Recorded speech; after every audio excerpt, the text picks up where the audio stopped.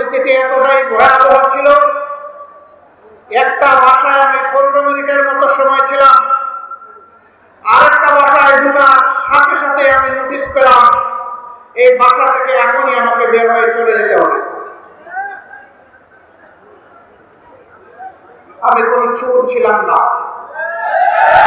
আমি ডাকাত ছিলাম না, আমি কোনো খুনি ছিলাম না, রাজধানীর নায়ক ছিলাম না, আমি দখলদার বাহিনীর নেতা ছিলাম না, ছাত্রবাসদের ভোট ভাগার ছিলাম না।